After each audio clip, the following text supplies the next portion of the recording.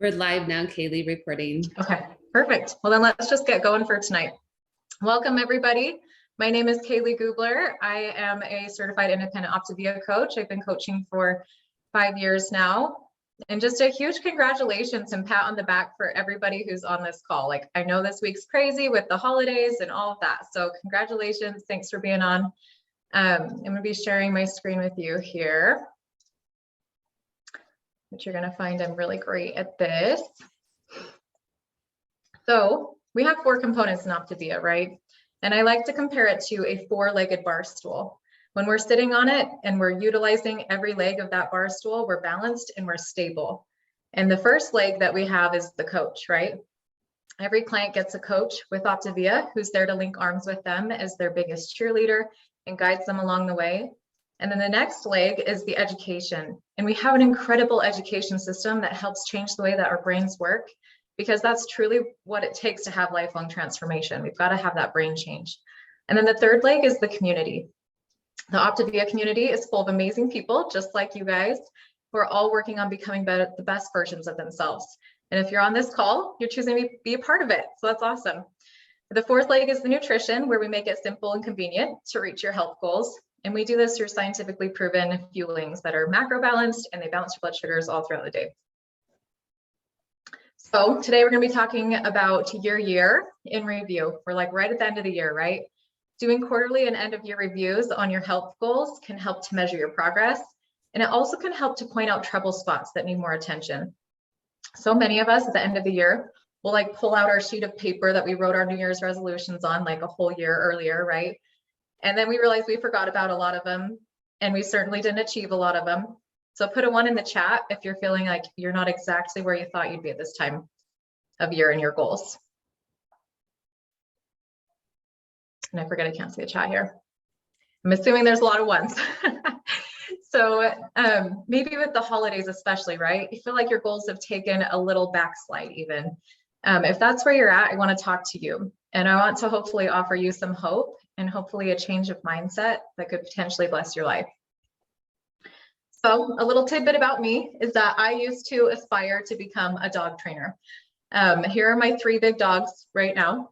I think they're amazing. I'm a little biased. If you're not a dog person, you don't understand, that's okay. But growing up, my parents, they let me have every kind of animal besides a dog. Like so I didn't have any other choice but to just train my cat. So I trained my cat to be able to sit, lay down, roll over, and jump through a hula hoop. It was awesome. So you can imagine how excited I was to finally own a dog as soon as I moved out of the house. And I have to say, dogs are much easier to train than cats. So with my love of training animals, I actually became a certified dog obedience trainer. So I'm going to use something that I learned there and apply it to our health journeys. So have you guys ever trained a smart dog or watched a dog on TV at a pet talent show like in SeaWorld or something? These dogs do crazy tricks, right? And it seems so easy. And so I'm going to talk about that as soon as I find my note right here. Sorry, so many things going on here. Okay, so I used to own a cockapoo named Cooper.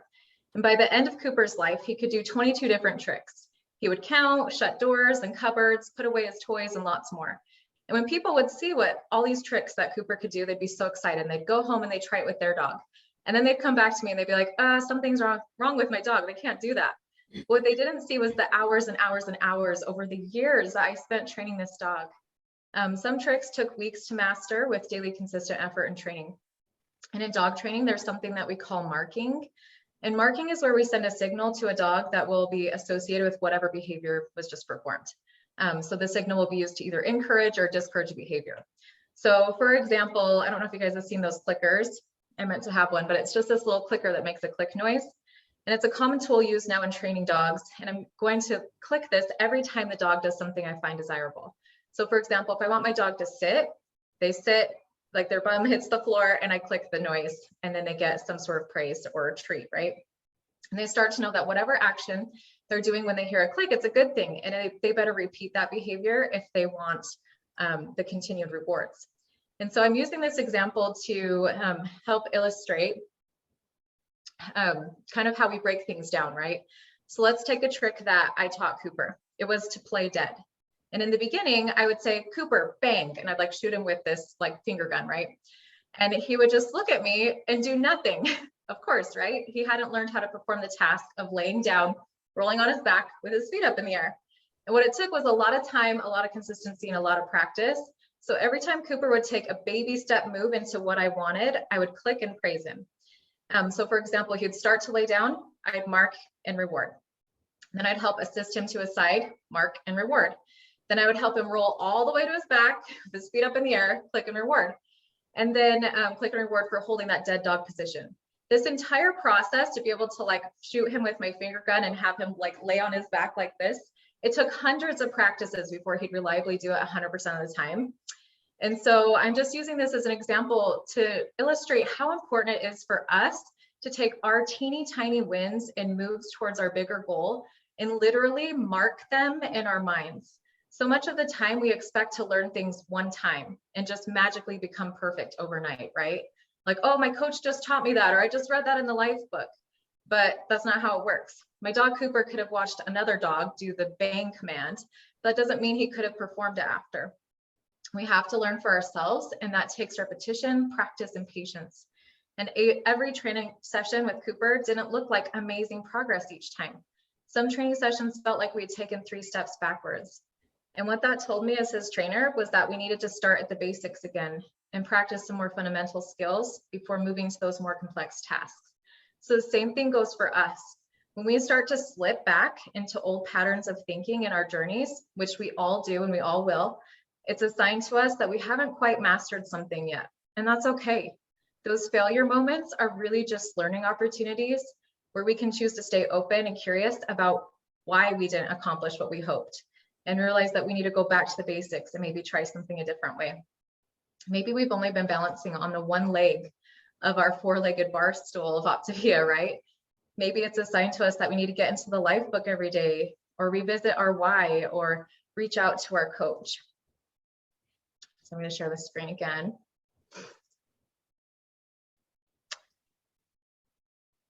Ugh, sorry. Told you I'm not good at this PowerPoint thing.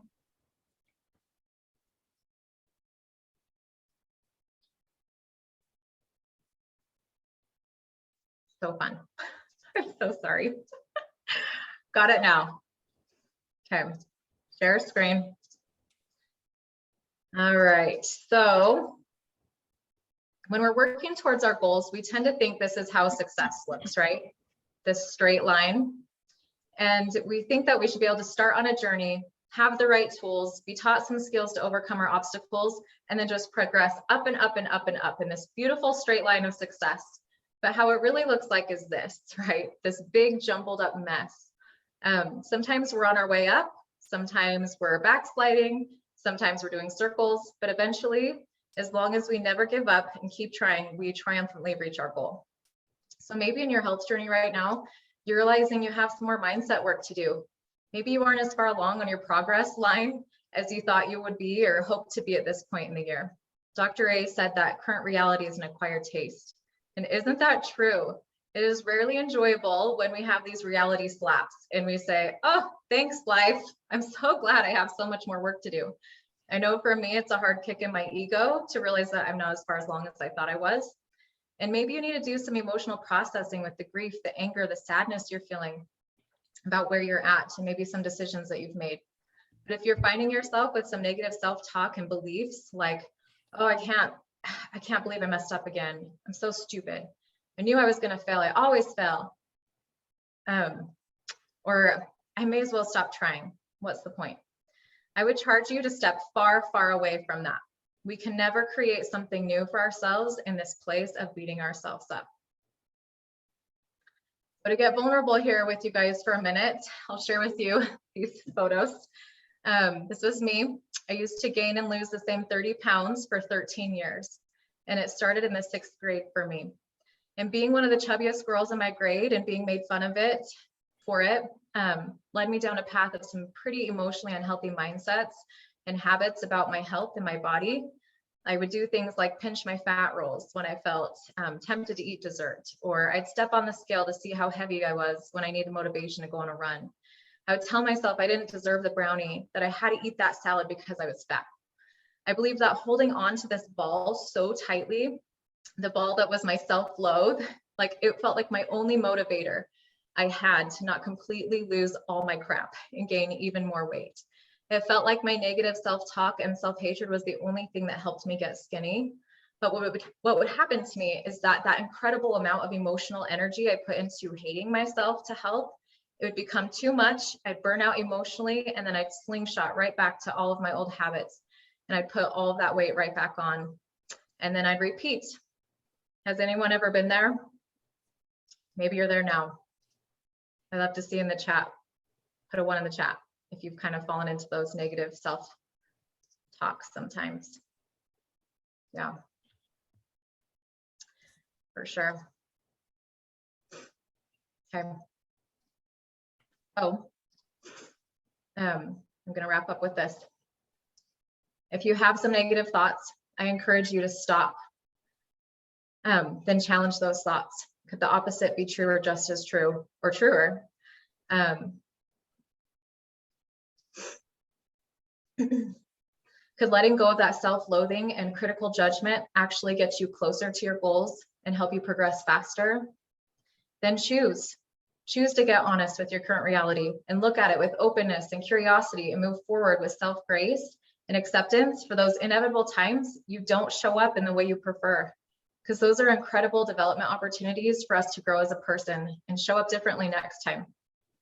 And I encourage you to get out a piece of paper tonight and literally write down or mark the behaviors, right, that are the indicators of progress that you've had this year. This may mean, maybe it's like, if you're on here at the beginning, like a client shared with me this week, maybe it's you're writing down things like, oh, I went to a party this week, and I realized I wasn't able to not overeat and still had a great time. Or I chose to skip out on dessert today, and I felt so empowered and light when I left the dinner. When those wins get written down, our brain starts to believe that we're capable of change and capable of progressing. And then our wins beget wins, beget wins, beget wins. Recognizing and praising our small steps towards progress and reacting to our slip-up moments with honesty, openness, and a willingness to reassess and recommit, we're able to move forward, make progress, and achieve our goals. So I'm going to go back to sharing screen here. Now it's gone. Well, I will bring on my next speaker while I'm pulling up the PowerPoint, because Tiffany's awesome. So Tiffany, feel free to hop on, my friend. Hey, thank you, Kaeley. So many of us stop working on our health for the holidays. Maybe not you, but maybe me, I don't know. We get this diet mentality where there's a start date and an end date. Have you ever heard someone say they're going to do something when life gets less busy, or after some big event, or maybe they'll start again on Monday? Do you know anyone who has a New Year's resolution to get healthy? Maybe all of us do, I don't know. They're putting off their health because of a couple of holidays. How or why do we wait until the holidays are over? We can start or restart now. In fact, every 2 to 3 hours is your reset button with that very next fueling. So many times in our life, we are putting things on hold, but what choices can you make right now? Dr. Anderson said, the most important part of your transformation is learning to be able to take control and develop your own ability in taking ownership of your own choices. So in the next slide, it shows that. And what I did is I underlined the word choices, because the word choices is something that's going to play into everything that you do and everything we talk about tonight. So first, let's think of some areas where you might struggle. This will look different for each of us, but let's think about those and then come up with some actions that you can do even during the holidays. So let's start by paying attention to your stories so you can establish your identity and cement your confidence in yourself. Do you ever tell yourself that you just can't help yourself because you're a foodie, right? Or that you always cave when you have your favorite sweets are offered to you? Remember what Kaeley said about flipping that? So let's flip that. And what if the opposite were true or truer? What if you're not a foodie? You're just a person. And then you could define what kind of person you want to be, one that would connect you with your long-term goals, such as I'm a healthy person who loves to feel good. Or you could even keep the word foodie, but reword it to say you're a foodie who chooses delicious, healthy foods because they taste better and make you feel better. And then what about caving to sweets? What if the opposite were true and you never cave to sweets, but occasionally you choose to eat a few bites because you like the flavor, the texture, the smell, or even the memory associated with it. But you do it mindfully and fully enjoy the moment while you are in complete control. The next time you're tempted to tell yourself, I've set goals in the past, but I always fail before I reach them, so why try? Or Christmas just wouldn't be the same if I didn't eat half of Aunt Bertha's pie. No one says that here, right? I want you to look at those stories and ask yourself, is this story serving me? How do I feel when I think that thought? Could the opposite be just as true or even more true? Breaking free from the stories we've always told ourselves can help you create more of the life that you truly want. It's less about what you do and more about who you are. It's saying, I am, instead of saying, I should. Can you feel the difference between those two statements? So first, you have to decide who you are. And second, you have to make those necessary decisions that support your desired future self. So when making goals, it's best to consult our most evolved self. I want you to step into the future with me. So go all the way to the end of 2021, which is about 9 more days, but that's still 2% of our year. And I want you to ask yourself these questions. What would feeling my best look like? How do I want to show up? What feelings do I want to feel? What kind of person do I want to be? Or what example do I want to set for my friends and family? You are consulting your future evolved self and letting that version of you coach you so you'll know where you're going. When Alice in Wonderland came to a fork in the road and saw the Cheshire Cat, she asked, which road do I take? And he responded by asking her, well, where do you want to go? She says, I don't know. Well then, said the cat, it doesn't really matter. We need to make a plan and know what we want our ending to look like so we are more likely to make it there. Next, we can harness the power of decision. And we often say, I have to do this, whatever the this is. I have to take my kids to school. I have to show up for work. I have to watch Netflix to wind down at night. I'd like you to challenge those thoughts. You don't have to do anything. You chose to have kids. You chose your spouse. You chose when to watch Netflix. You are always making choices and prioritizing your commitments and decisions in your life. But you've diluted those choices with the words have to. We live in a country of freedom and abundance. There are very few things that you will have to do in your life. It will usually come down to choices. You get to choose who you will be, how you will show up, what kind of example you want to set, and how you spend your time. So make the choice to choose your health. Redefine your wins so that you can win every single day. Kaeley mentioned this. This is how we build confidence in ourselves to accomplish much bigger goals and begin to trust ourselves on a deeper level, because wins beget wins beget wins, remember? That's why we teach micro habits, right? Breaking up the bigger macro habits into small, doable daily actions is where we can continue to build on for bigger victories and larger successes. So I love to ask the question, who wins when I win? Okay, who wins when I win? Who wins when I can show up as my best self and become my future evolved self? And who loses if I choose not to? So what are ways that we can win every single day? What decisions are you going to commit to for the next 9 days till the end of this year? Because the decisions you make in the last 2% of this year are going to snowball and gather momentum and launch you into the new year and ready for the bigger goals and to reach higher heights. So keep in mind that you probably won't learn every concept the very first time, and you won't become perfect overnight. We all slip up and backslide. The journey is messy and fraught with setbacks. Have you ever been reading your life book and thought, I already know this? As Helen Irwin so wisely stated, if knowledge equaled results, how much do you really know? Knowing and doing are not synonymous. We are all working on navigating this journey called life, and it will have its ups and downs. Remember that done is better than perfect. That's one I have to remind myself of all the time. Done is better than perfect. Just do it, right? When the inevitable setbacks occur, remember to give yourself a little grace. We are always going to be our own worst critic. And when you can remind yourself that the past is to prove that no one is perfect, And the future is to prove that everyone has the power to change. You can become the dominant force in your life, and you can decide to be a healthy person, even during the holidays. So while the world is telling you, just wait till New Year's, I'm going to say this. You're better than that, and your health is more important than some fleeting holiday temptation. Your future self needs you to make the decision today. Your loved ones need you to make that decision. And I want to close by challenging you to decide to pay attention to your stories and declare your identity. Do it from a place of power by consulting your most evolved future self. Harness that power of decision, redefine your wins, and remember to give yourself some grace. Awesome. Thank you so much, Tiffany. I'm super excited to bring on Christina, and she's going to share her story with us tonight. Hi, thank you, Kaeley. My name is Christina Rizos. I live in Greensboro, North Carolina, and I'm super excited to share with you tonight because my life looked very differently 5 months ago. So a little bit about me.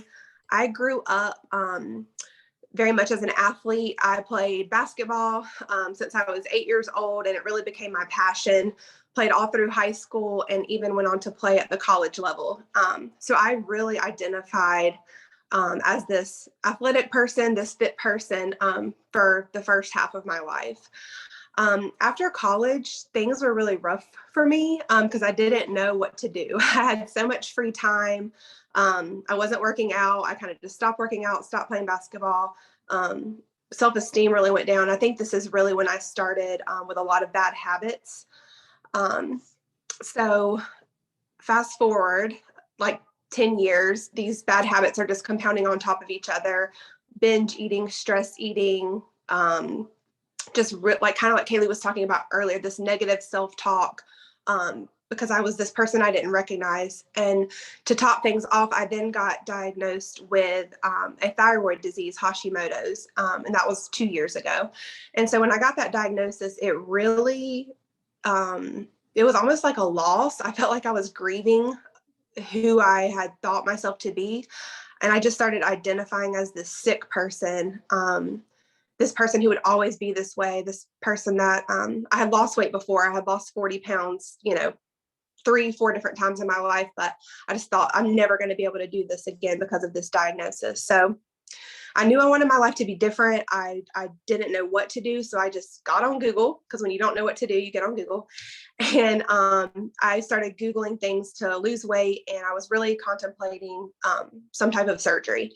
And I was a little scared about that. So I was like, let me try one more thing before I do that. And I just came across Optavia, and I didn't even know what it was, didn't know anyone doing it. And so I just put like a help ticket in the chat, and Kaeley contacted me the next day and got connected with her. And just talking to her gave me hope.